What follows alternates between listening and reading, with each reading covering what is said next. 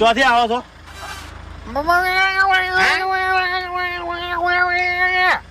ચોથી આવો છો શું કીધું સાહેબે?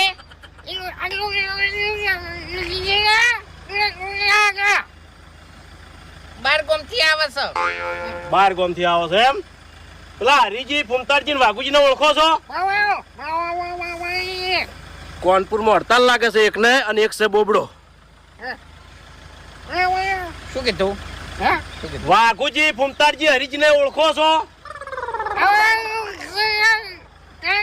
મને વાત કરી કે શું કીધું સાહેબે?